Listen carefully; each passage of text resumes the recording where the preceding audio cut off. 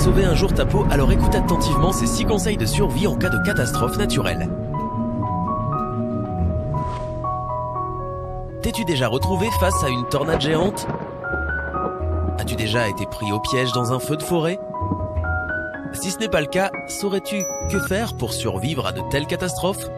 Personne ne souhaite se retrouver dans de telles situations, mais si cela arrivait, il serait difficile de prendre le temps de réfléchir à ce qu'il faut faire sur le moment.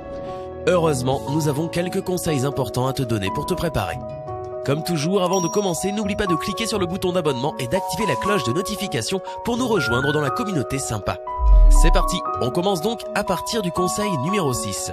Éruption volcanique. Il se produit plus de 50 éruptions volcaniques dans le monde chaque année. Une éruption volcanique peut être vraiment terrifiante à vivre. L'avantage, c'est que la plupart des volcans prennent du temps pour répandre leur lave et leurs cendres. Ce qui peut te laisser le temps de te préparer. Si tu vis à proximité d'un volcan actif, cela peut être utile d'avoir une paire de lunettes de protection, un masque, une lampe de poche et une radio à pile. En cas d'éruption volcanique, les autorités pourraient conseiller à la population d'évacuer ou de se mettre à l'abri. Si on te demande d'évacuer, mets une chemise à manches longues, un pantalon, ton masque et tes lunettes de protection avant de partir. Si tu as des lentilles de contact, il est préférable de les laisser à la maison. Pendant l'évacuation, évite les zones en pente car c'est là que la lave et les cendres tomberont. Si tu restes chez toi, utilise des serviettes ou des linges humides pour boucher les ouvertures de ventilation et ferme les cheminées afin que les cendres n'entrent pas dans ta maison. Numéro 5. Ouragan. Les ouragans causent des vents violents et des pluies torrentielles qui entraînent de fortes inondations. Ce qui les rend si dangereux, c'est justement le fait que les inondations provoquées peuvent facilement durer plus de 2 semaines. Selon le National Hurricane Center, pour qu'un ouragan soit considéré comme tel, la vitesse du vent doit être supérieure à 120 km/h. Sinon, on appelle ça une tempête tropicale. Un vent aussi violent est assez puissant pour renverser une personne de taille moyenne, donc il vaut mieux ne pas être dehors lorsqu'un ouragan frappe. La meilleure solution est d'évacuer. Si tu vis dans une grande ville, il y a de grands risques d'avoir à faire face à un important trafic causé par les milliers de personnes qui quitteront subitement la ville. Alors, essaye de partir le plus tôt possible. Si tu n'as aucun moyen d'évacuer, il faudra alors transformer ta maison en une véritable forteresse. Couvre les fenêtres avec des planches de bois, taille tous les grands arbres qui se trouvent près de chez toi pour éviter qu'ils ne tombent sur ta maison. Garde toujours une caisse d'urgence comprenant des médicaments, du matériel de premiers soins, des aliments non périssables, de l'eau en bouteille, un ouvre-boîte, une lampe de poche et un extincteur. Rends-toi dans la pièce la plus sûre de la maison.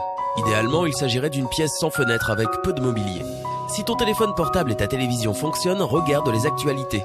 Si le courant est coupé et que tu n'as plus de réseau téléphonique, utilise une radio à pile pour suivre la trajectoire de l'ouragan. Ne quitte ta maison que lorsque les équipes d'urgence diront que tu peux le faire. Numéro 4. Inondations. Les inondations font partie des catastrophes naturelles les plus courantes. Il est donc important que chacun sache comment s'en protéger où qu'il vive. Certaines inondations mettent plusieurs jours à se former, mais d'autres, les crues soudaines, se produisent très rapidement et presque sans avertissement. Si tu es prévenu à l'avance, la chose la plus sûre à faire est d'évacuer la zone. Si tu es pris au piège dans ta maison, ton instinct te dira lui-même de prendre de la hauteur. Si l'eau monte rapidement, monte sur le toit de ta maison et demande de l'aide. Si tu en as l'occasion, éteins les disjoncteurs de la maison pour éviter tout risque d'électrocution. Si tu es en voiture et que la route commence à être inondée, n'oublie pas que 30 cm d'eau suffisent à faire flotter la plupart des voitures.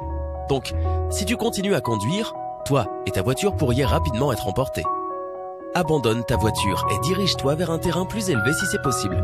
Ne reste pas dans l'eau car elle pourrait contenir des câbles électriques, de l'eau contaminée ou des débris dangereux que tu ne pourrais pas voir. Numéro 3. Blizzard. Le blizzard est une tempête de neige très forte. Malheureusement, beaucoup de gens sous-estiment sa puissance. Le blizzard iranien de 1972 et le grand blizzard de 1888 aux États-Unis ont pu montrer que le blizzard est une force de la nature vraiment redoutable. Et ce n'est pas juste du froid qu'il faut se méfier. La visibilité peut être complètement nulle. Les vents peuvent souffler à plus de 50 km/h et tu peux te retrouver bloqué chez toi pendant plusieurs jours. Tu n'aimerais pas être coincé chez toi sans eau ni nourriture, donc il est important que tu fasses des réserves de provisions dès que tu entends une alerte de tempête de neige. Si tu te trouves à l'extérieur ou dans ta voiture lorsque le blizzard tombe, il est important de t'abriter au plus vite dans un bâtiment. Attendre dans ta voiture peut être mortel puisque certains blizzards peuvent durer plusieurs semaines. Si tu es chez toi, reste à l'intérieur. Ferme les portes intérieures pour préserver la chaleur et couvre les fenêtres de serviettes et de chiffons. Ce peut être une excellente idée d'avoir une source de chauffage d'appoint en cas de panne de courant. Si tu es coincé dans ta voiture, assure-toi que le pot d'échappement ne soit pas recouvert de neige pour éviter une intoxication au monoxyde de carbone. Fais tourner le moteur pendant 10 minutes toutes les heures pour te réchauffer jusqu'à ce que tu sois secouru. Si tu es dans ta maison et que tu dois sortir pour déblayer la neige, habille-toi correctement pour éviter les engelures. Couvre-toi littéralement de la tête aux pieds. Si tu suis ces conseils, tu éviteras l'hypothermie et tu survivras au blizzard. Numéro 2, feux de forêt. Les nombreux feux de forêt qui ont eu lieu chaque année nous rappellent qu'il faut toujours être préparé à y faire face, surtout si on vit dans une zone à risque. Si tu es loin du feu et que tu as suffisamment de temps pour évacuer, il est important de le faire. Ne reste pas chez toi pour protéger ta maison. Si tu es dans la forêt et que le feu est proche, sache que le vent peut te guider. Si le vent souffle vers toi, depuis la position des flammes, alors dirige-toi dans une direction perpendiculaire aux flammes, car le feu va se diriger dans ta direction. Si le vent souffle en direction du feu, alors cours face au vent. Couvre-toi la bouche et le nez avec un vêtement. Si possible, dirige-toi vers une zone plus basse. Les feux de forêt se propagent plus rapidement vers le haut en raison des courants ascendants. C'est pourquoi tu seras plus en sécurité dans les zones plus basses. Si tu le peux, rends-toi dans un endroit qui a déjà brûlé, car il est moins probable que le feu s'y propage de nouveau. Numéro 1, tornade. Les tornades tuent de nombreuses personnes chaque année, mais les statistiques seraient plus faibles si les gens savaient comment se protéger. Pour les gens qui vivent dans des régions sensibles aux tornades, la meilleure idée est l'anticipation. Si tu vis dans une région à risque, assure-toi qu'il y a une pièce ou un abri près de ta maison que tu pourras utiliser en cas de tornade. Fais des exercices de simulation et de mise à l'abri avec ta famille au moins une fois par an. Si tu es chez toi et qu'il y a une alerte de tornade, dirige-toi immédiatement vers ta cachette. Il peut s'agir d'un sous-sol, d'un grand placard, de toilettes ou d'une pièce de stockage. L'important est de rester éloigné des fenêtres et de protéger ta tête des débris.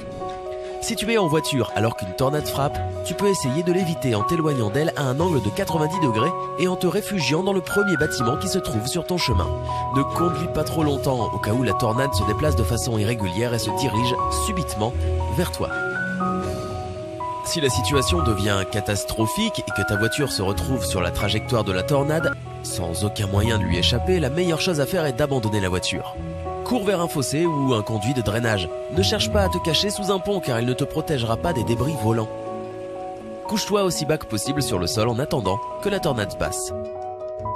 Selon l'expert en survie Tim McWelsh du magazine Outdoor Life, la chose la plus importante qu'une personne puisse faire lors d'une catastrophe naturelle, c'est garder son calme.